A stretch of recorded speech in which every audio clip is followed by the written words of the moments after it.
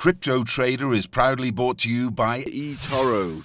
Discover a simpler way to trade and invest in cryptocurrencies and more.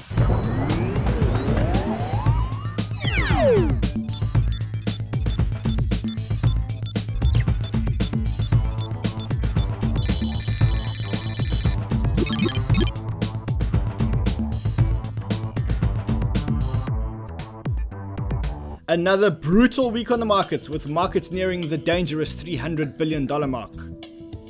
Google follows Facebook and bans cryptocurrency advertising. Fight fire with fire.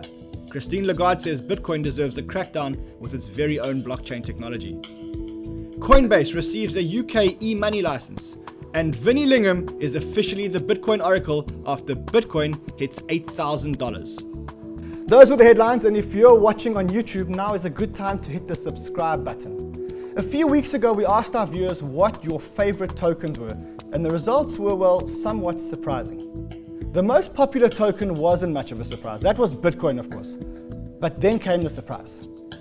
In the second place, we expected Ethereum, but when we tallied up all the votes, NEO came in at number 2. Then came Litecoin in third, and finally, Ethereum came in fourth. So we listened to you, our viewers, and for the first time since we launched our show, we decided to do a full show on one blockchain, a full show on the NEO blockchain. So, for the last few weeks, we've been meeting with the founders, with the developers, with the supporters, with the investment arm, and the entire ecosystem.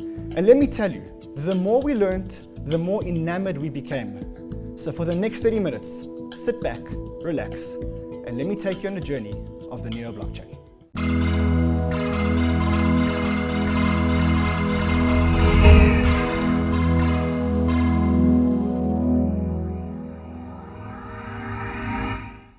Da Hongfei is the founder of NEO, and I have him on the line from Melbourne, where he's hosting a NEO meetup. Da, I've been fascinated by your project, as you know, and in particular because you started off with humble roots. If I recall correctly, you raised about $4 million to start this project. When you went out to start this project, what did you set out to do? Yeah, before we started N shares, I saw a project on bitcointalk.org, the most popular Bitcoin forum, and the project is called Fried Cat. It's a crowdfunding to build the world's first ASIC mining machine, or special chips to do mining for Bitcoin. And people invested in the project made a lot of money because the funder successfully invented or produced the first ASIC miner in the world. But later on, he just disappeared for some unknown reason. So we are thinking that crowdfunding really works in the crypto world. So we're trying to build a platform to better serve crowdfunding in the crypto world. So when we look at NEO today, it's much more than a crowdfunding platform. How did the project evolve from a crowdfunding platform to what it is today? Yeah, crowdfunding is very similar to today's ICO. But the only difference is today's ICO, they usually use a smart contract to accept those investment and issue token automatically. So in 2015 to 2016, Ethereum had been quite popular, not as popular as today, quite popular, and had proved that smart contract is achievable. So we decided to design, but there are still problems with Ethereum smart contract. So we decided to design a better version of smart contract, a different version of smart contract for NEO around that time, 1 or 2 years ago. Da, you talk about some problems with the Ethereum blockchain. What are the problems that you identified specifically? I think there are several issues. The first issue is performance. Ethereum still uses proof of work. It's relatively slow. It handles maybe tens of transactions per second, but it's not enough for real business usage. So we are designing NEO with a different consensus mechanism. It's called DBFT. It is fast, and it's you don't need to wait for several confirmations. It has perfect finality, and it is also regulation friendly. It's possible to regulate NEO, but not from one jurisdiction, but globally. If there is an international cooperation, it can regulate NEO blockchain with DBFT consensus. Da, you talk about DBFT and you compare it to proof of work or proof of stake, but some of our viewers are not very technical.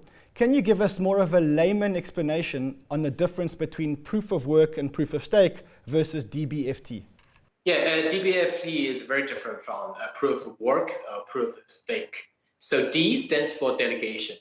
And that means every NEO token holder can vote in those consensus nodes who can take part in the consensus process. And then those voted in consensus nodes will reach consensus block by block in the presenting fault tolerant algorithm. So it's you can look at it as a two-tier system. So it's because you have to vote for someone, you need to know their identity. You need to know who they are, why you should vote for them. And so people can contact those delegated consensus nodes. And even governments, regulations can contact them. But they are spread all around the world. They are not in one jurisdiction. So even one government, if one government wants to sabotage the network, it cannot be done. Yeah, it has to be an international collaboration. One of the biggest criticisms of the NEO network is that the network is not decentralized, and in fact that it's very centralized by the mere fact that the nodes are owned by the NEO Foundation. Is this true? It is true, yeah. The design is decentralized, but current implementation or current status is highly centralized, and we are proud to admit it. So we need, I think NEO is in its very early stage. We need to upgrade the protocol very frequently. And if we are fully decentralized today, we will moving very slow like other projects like Bitcoin. It's really difficult for Bitcoin protocol to do a major upgrade. And like Ethereum, they promised to switch to proof of stake a year before, even maybe 2 years before, but it's really difficult to convince miners to abandon their mining gigs. So I think at this early stage, it is crucial to have efficiency.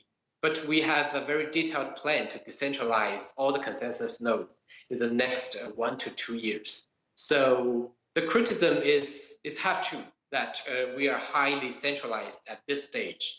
But the truth is we have a plan to decentralize it, and it will be decentralized. Da, earlier this year you were at your DevCon in San Francisco and you set out a big, bold vision. And the big, bold vision was to be the world's best blockchain by 2020. What does that actually mean? It doesn't mean NEO will have the highest price or biggest market cap. It means we will provide the best performance, and we will provide a highly diverse ecosystem, and also NEO will provide a compliance-ready solution for real business to run on top of it.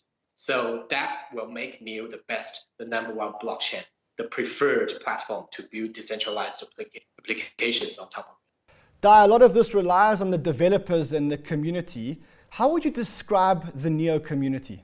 Yeah, the community with NEO is really active, and I believe the community have a different mindset from other blockchain communities. They are not arcanists. What's the word? Anarchism. So yeah, they're not anarchism. So they are more down to earth. They are not more trying to run real business on top of NEO. Da, NEO has been dubbed the Ethereum of China. You're based in China, and the Chinese government has been a little bit less than friendly on cryptocurrencies. How has being in China affected you? The Chinese government does not really like, or the regulators in China does not really like speculation. There is too much speculation in the crypto world. I will say the price or the value of every token, most of its value lies on speculation. So that's why the Chinese government is cracking down exchanges, why they banned ICOs. But they are very keen on developing blockchain technologies. There are governments encouraging blockchain technologies. And NEO is not it's not all for ICO. It's not meant to build for ICO. It's for the technology. So yes, it's difficult to it's illegal to do ICO targeting Chinese investors. It's illegal to run centralized business in a centralized exchange business in China. But we're not doing that. We are developing a new technology. So we're fine. We're good. Dai, let's talk about the token distribution. You distributed your tokens quite strategically, putting aside a large portion of the tokens to the NEO investment arm. Give us some insight as to the thinking behind this. We reserved 50% of NEO tokens. We didn't reserve it for ourselves, or we didn't want to put it in our own pocket. So 10% of the token will to use to incentivize internal team, 10% to incentivize community like City of Zion, like NEL, and like NEO Research. And another 15% will be used to invest in the ecosystem. We will act as a cornerstone investor to foster the ecosystem. So we set up a NEO Global Capital as an investment arm of NEO Council. Dai, we're going to keep you on the line while we get some of the key players from the ecosystem on the line. Starting off with Wei Zhu. He's the founder and CEO of the NEO investment fund called NEO Global Capital. Wei, thanks for joining us all the way from China. What is NEO Global Capital? NEO Global Capital is a key investment platform for NEO, initiated by the NEO founders and also some capital market veterans. We are building this platform to help NEO to manage its funds and to expand its size so we can contribute to the NEO ecosystem even better.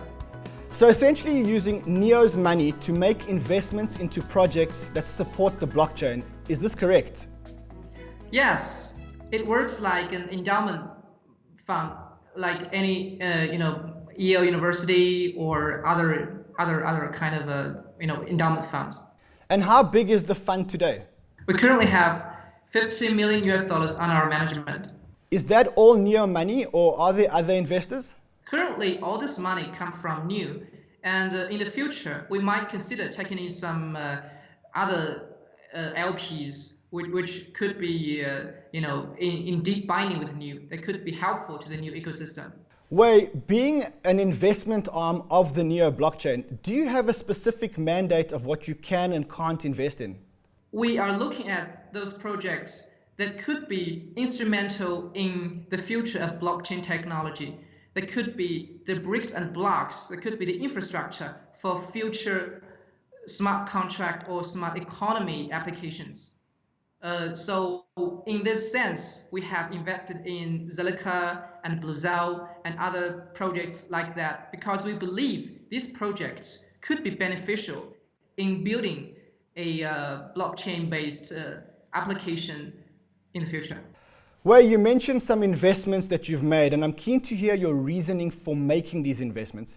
Can you talk more specifically about some of the ones you mentioned? Okay. First of them, I want to talk about Zilliqa. Zilliqa is a sharding protocol that is currently based on Ethereum, but this sharding protocol part is all originally written by them, so it actually expands on the Ethereum blockchain. And when they, I think by today they could achieve like 1,000 transactions per second or more in real time, running environment. And according to experiments and simulations, they could achieve more transactions per second linearly with the number of nodes involved in this network. So that's pretty amazing, actually, if you think about it. Currently, I think most projects, if they have their performance decrease with the number of nodes increased, but the Zilliqa is kind of different from that. What about Bluezell? Bluezell is one of the portfolio we would like to mention. Bluezell is kind of a decentralized database system for the blockchain, and currently it is working on connecting with Ethereum and NEO. So if it succeeds in the future, and all developers or smart contracts on Ethereum and NEO could have access to decentralized database. That is actually a very novel thing. Wait, are there any other projects that you're invested in that you'd like to mention? We have also invested in the new kind of network, the NCAN, the new kind of network. It is founded by ex-on-chain members, and what they want to realize is the tokenization of transmission of the network itself. We can say that the Bitcoin or Ethereum blockchain is the tokenization of computing powers, and the IPFS or Filecoin is the tokenization of storage. So there's one last piece in this decentralization and tokenization aspect, that is the transmission or the network side. If we could tokenize the transmissions or the network, then we could have a new kind of network that is more efficient, more censorship, more anti-censorship, censorship resistant. Yeah. Okay. And is more efficient in terms of performance. Because as you know, the major telecom providers, they are cutting off on their capex. That means they have no incentive to invest in new network infrastructures, and that could be, unhelpful. They could actually prevent our network to be more fluent, to be more, high throughput. So I think they're doing, a very big thing. That's Wei Ju, and he's the founder and CEO of Neo Global Capital. Just a reminder that if you are watching us on YouTube, hit the subscribe button now. Jonathan, hi, you hold the title as the first ICO ever to take place on the Neo blockchain. Can you tell our viewers what Red Pulse is? Sure, happy to. Red Pulse is a market intelligence platform covering China's economy and markets. And we started out 3 years ago, back in 2015, as more of a traditional research play. I have a team of analysts that were covering China's markets and writing research on a daily basis, sending it out via mobile app, our web platform, as well as our newsletter. And it was only 6 months ago, actually, that we started the idea of tokenizing the research platform. And so what does that mean exactly? So we tokenized it by launching our own cryptocurrency called the RPX, and by using that cryptocurrency as a compensation mechanism to incentivize outside contributors to share their ideas and insights on China markets on the Red Pulse platform. Jonathan, why did you specifically choose China to test a platform like this? So China, I don't think anybody can deny, is a massive opportunity when it comes to economic growth in terms of business growth. And for most, if not institutions out there, it has to be one of their key markets that they strive to understand and participate in. At the same time, perhaps somewhat counterintuitively, there's not a whole lot of available platforms that provides that key information, those key insights. You have news platforms, you have you have blogs, you have other articles, but you don't necessarily have a very standardized, professional, real-time source of information on onshore China capital markets. And that's the key reason we launched Red Pulse. Now, Jonathan, if I look at your white paper, it highlights that you would launch in China and that you would expand to the rest of the world soon thereafter. Was this always the plan? Oh, absolutely. And the reason that we chose China initially, one, of course, the reason I mentioned earlier, is such a huge market that people are very much in demand to better understand. But second, it was low-hanging fruit for us. We've been operating in China for 3 years already, but having established ourselves and soon to be proving that this business model works, very much so, we have the plan to expand into other markets. Our expansion plans includes, of course, not only products and feature expansion, but very importantly, geographical expansion beyond Asia and into Europe and the Americas. So many people refer to your product as a decentralized Bloomberg of sorts. Is that a fair description?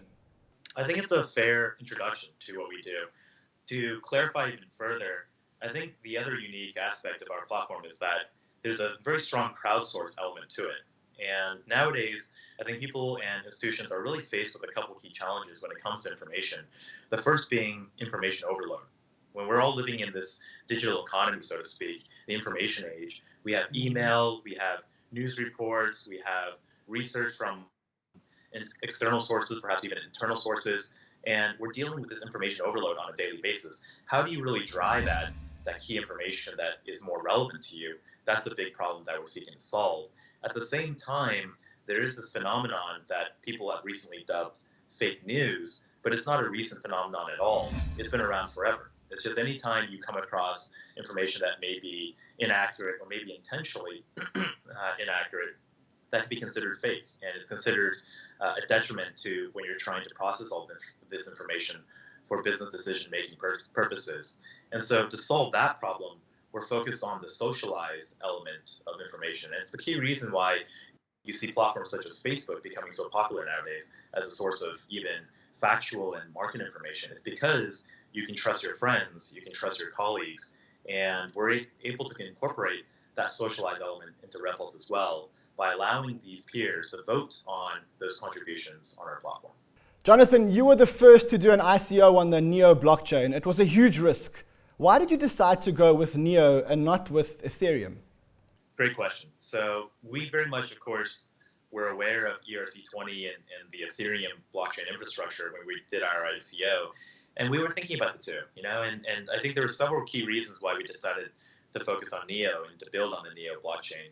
The first being that their technology, while it wasn't as mature as Ethereum, it seemed to be much more cutting edge. And they took many good lessons learned from prior blockchain infrastructures, such as being able to increase the transactions per speed.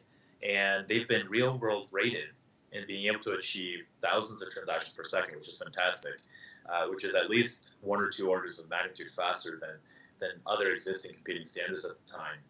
And also, they use a pretty innovative delegated Byzantine fault-tolerant consensus algorithm that allows for a much lower energy usage in order to propagate the blockchain. So that was also quite interesting for us to see as well. Now, there must be some negatives. I'm assuming that one of the negatives is that there are very few wallets that support NEO tokens. And I'm also assuming that there are very few exchanges that support NEO tokens. Did you face these hurdles? Oh, yeah, absolutely. And I think it's one of the things that is a temporary drawback from using such a new technology. There's not a lot of wide adoption of it just yet, but it's changing. And us being the very first one, I like to think of us as being the spearhead that was able to push through a lot of these boundaries and get to the point where it was more widely adopted. But nowadays, you see NEP5 tokens being more readily listed than before, and that's exciting to see. Jonathan, before we let you go, if I remember correctly, your ICO was one of the top performers last year. Can you give us some insight as to the pricing? So we ICO'd at a price of 0.0283 cents USD, and we're now, I believe, on secondary markets, and it's being traded at somewhere between 11 cents and 12 cents. But of course, even at the ICO and throughout, we've been quite clear that people that are purchasing this asset shouldn't have any sort of expectation of price increase or decrease, but it's just a happy surprise that it actually has increased in value. Now, speaking of secondary markets and exchanges, Daniel, you're the founder of a company called Loopring. Loopring develops platforms that allow users to create their own exchanges. Loopring developed a platform for the ERC20 protocol, and now you're developing one for the NEO protocol. What made you choose to develop for the NEO protocol? NEO have a future in China, we believe so. They have very good connection with the regulators. They have a very unique blockchain consensus model. They have a very good user base. So as a protocol, we want to minimize our risk. We want to deploy on top of the best blockchains. And we believe NEO is one of them.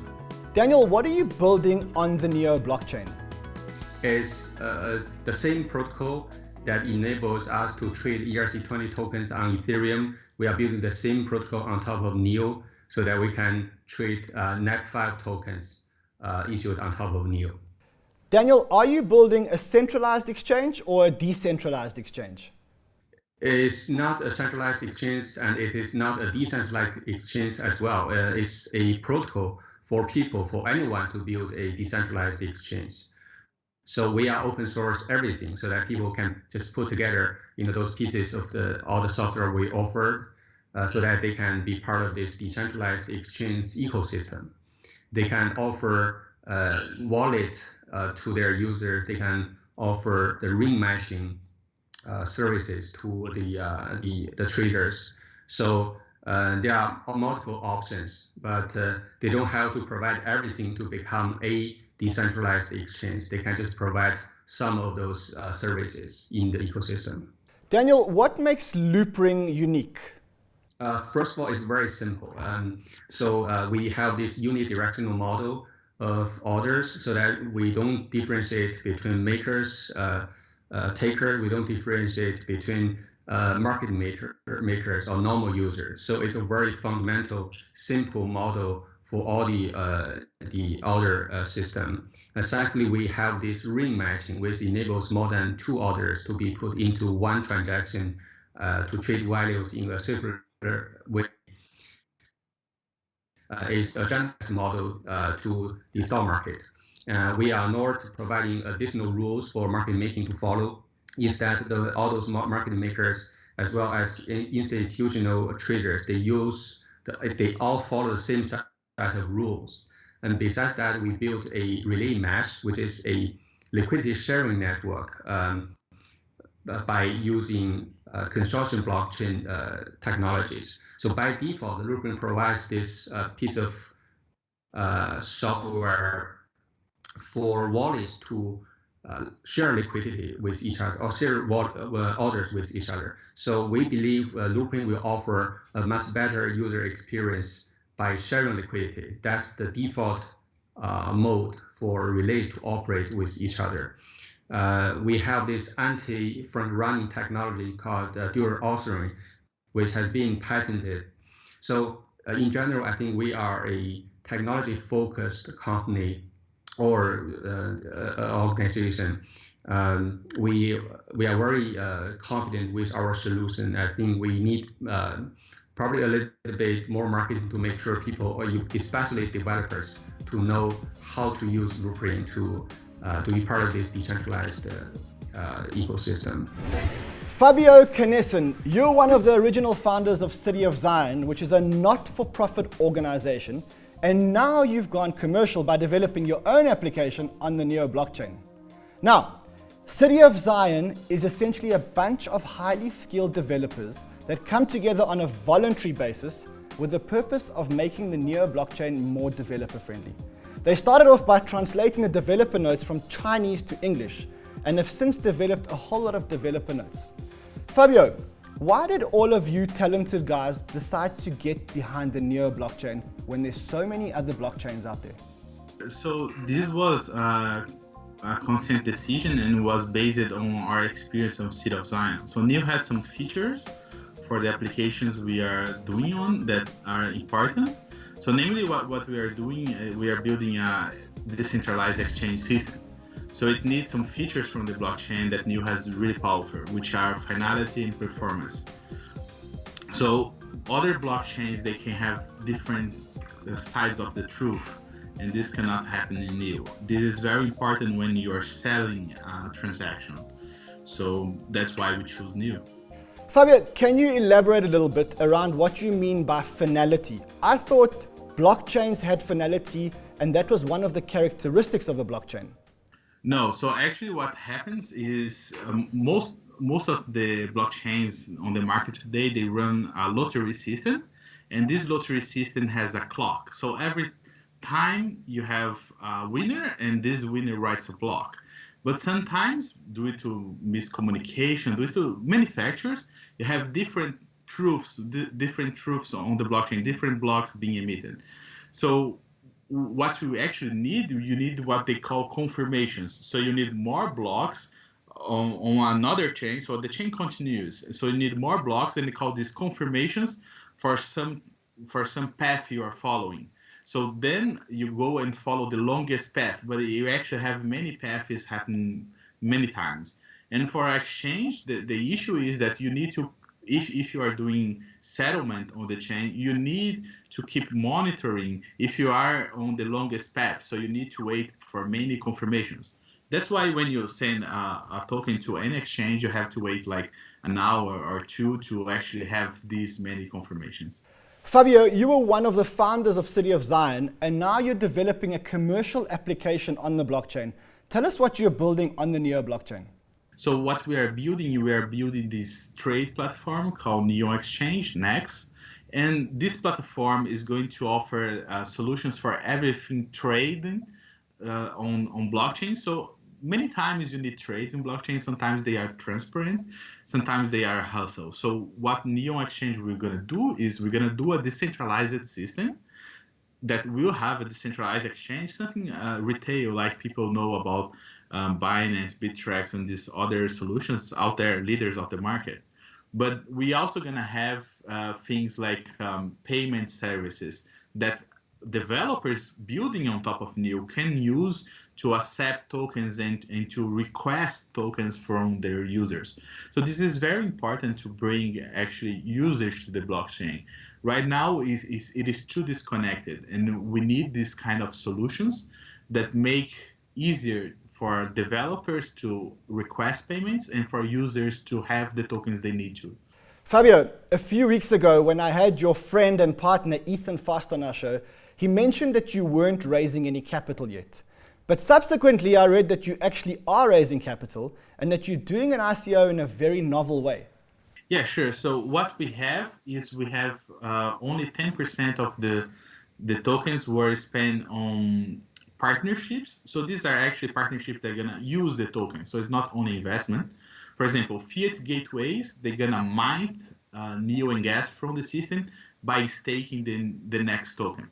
For the remainders of the token, what we're going to do is we're going to do a lottery, and the winners of this lottery will be able to participate on the ICO.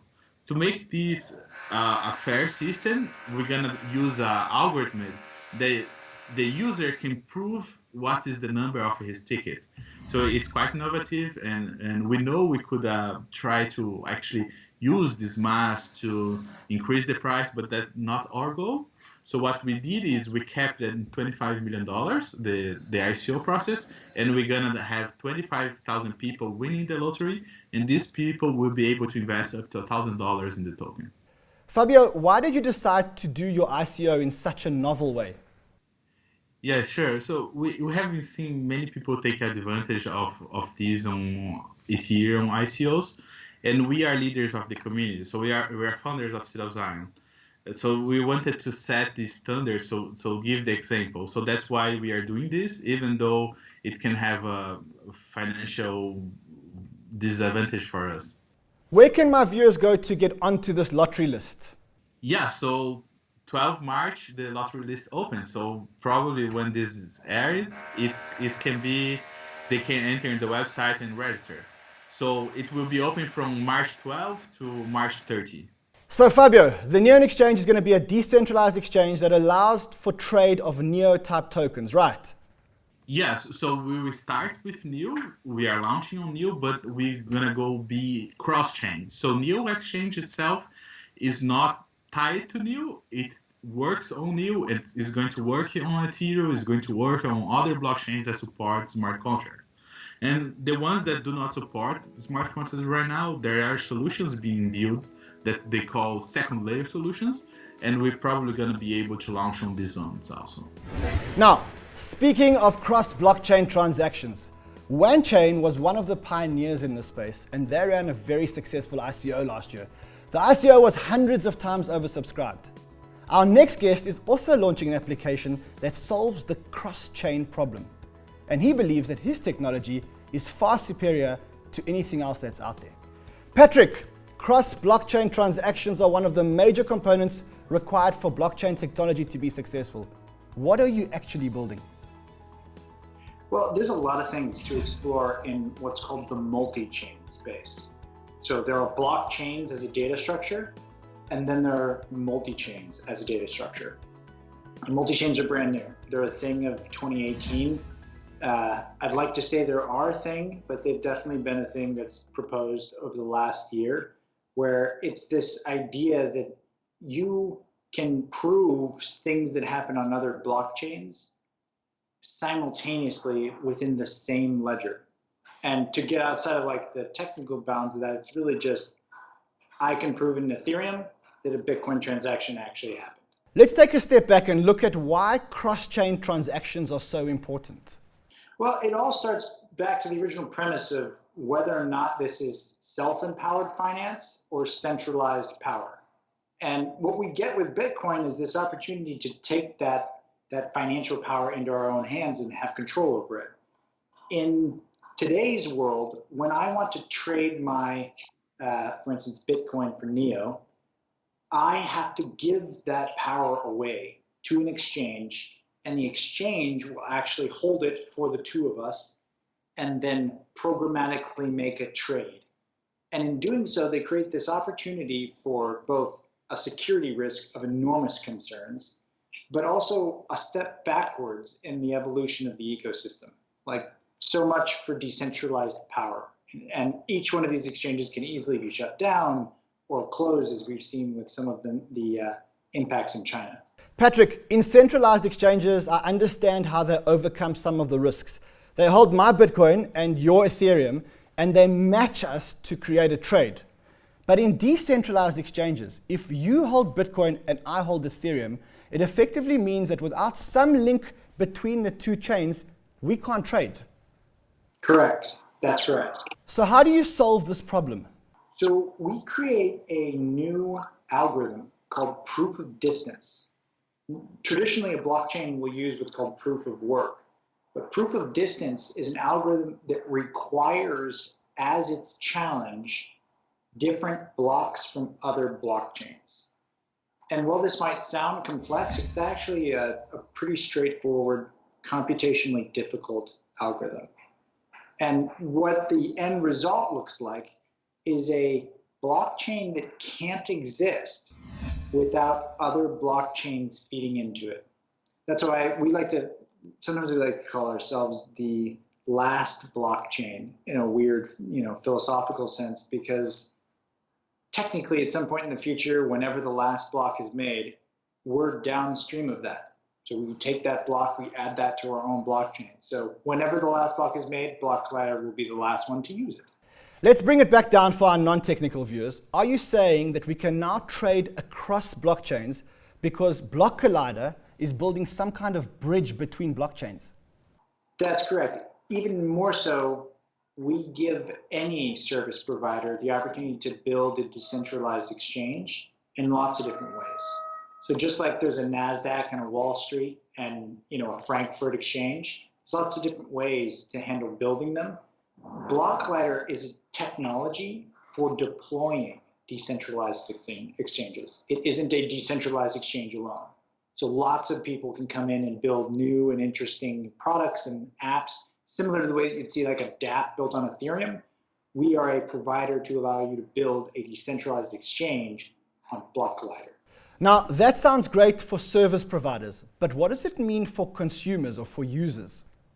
You maintain 100% control of your funds all the time. So this whole you lost your funds in an exchange is a thing of the past. And in addition to that, you maintain 100% control over the assets that you want to trade. We, the Block Collider team, believe that the experience of trading is a necessary human right. It's a freedom that you should be given without restriction. And so in the process of allowing a Bitcoin to be traded from Ether, we're allowing any sort of instrument to be traded whenever you want, and to do so with the same cryptographic security that a user expects from Bitcoin or Ethereum or NEO. Now, Patrick, before I let you go, I do have two more questions for you. Patrick, when we spoke earlier, you mentioned to me that you believe that the NEO blockchain is the best blockchain out there. You're a developer and you're working on all the chains. What makes you say the Neo blockchain is superior? I mean, you're saying that because I know the experiences of Bitcoin maximalists, and you never know if they're watching. But they're definitely watching. Well, good. Hello, Bitcoin maximalists. No, it's more like Neo is untapped. The potential here is enormous, and the direction that they're taking is correct. So strategically, something that can do what Neo is promising to provide and clearly deploying is a necessary evolution for the entire ecosystem. Cracking that is, Nobel Prize worthy science. So seeing it come to fruition is a different story, but every step so far that we keep, seeing them take, we like. So that's why they're one of the 5 founding chains on the Collider anyway. That's why they're up there with the Bitcoins of the world. Last year, WANchain did an ICO, and the ICO was completely oversubscribed. You're launching a cross-chain platform, and you've promised us that an announcement will be made about your ICO on our show. Well, I'll do you one better. We're actually going to open it up for the viewers of this show right now. So if you go ahead and go to http://genesis.html, and then just type show, we'll unlock it for everyone here. Guy, we've had an amazing show. We've seen a lot of amazing projects, and we've heard from your investment arm as to what they're looking at. But as a founder, what are you looking at? I'm really looking into those projects that are trying to improve or create new infrastructures.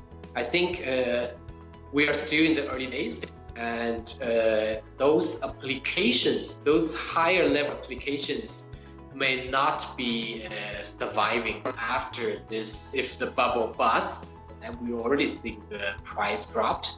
But those infrastructure development will survive, and in the next few years, we will benefit from those infrastructures. So I'm looking at those projects like network, cryptography, decentralized exchange, and similar things. One of the projects that we really wanted on our show, but we couldn't time it correctly with the founders, was Ontology. And I know because we spoke earlier, you mentioned that Ontology is one of your favorite projects or a key project on the Neo blockchain. Can you give us some insight as to why this is such a key project? Yeah, Ontology is a critic. You can do 3 things on Ontology. The first one is to create an ID to identify things. The second is to attestation, to attach data to those IDs. And the third thing is the magical thing, that you can authorize other people to use those data that is linked to your own ID. And you can ask people to pay for it. So it's like a unified authorization layer for personal data, for organizations' data, for IoT devices' data to be shared, to be traded on blockchain. So I do believe Ontology is a great project. That sounds amazing, but for our viewers that are not technical, can you bring it back to earth with a real-life use case? If you are a user of Amazon, and Amazon can attach those spending record to your own data, and later on you can have your own personal data package. You can send it to a bank, and the bank can issue you a credit card based on your past consuming activity. Wow, that sounds amazing. It sounds like a project which gives everyone control of their own data and maybe even the ability to monetize their own data. Now, if there's one project or one thing that you're looking for that doesn't exist on the Neo network, what would that project be? There are many projects. I'm really looking to see a stablecoin solution. I think stablecoin is really crucial for decentralized exchange. So I'm really expecting more stablecoin solutions to come up on Neo. That's all we have time for here tonight. Next week, we'll be in San Francisco, where we'll be bringing you live coverage from one of the big events on the cryptocurrency calendar. The event is called Token Fest. Until next week, I'll be on Twitter at CryptoManRun. If you enjoyed this content, hit the subscribe button now. Until next week, trade well, my friends.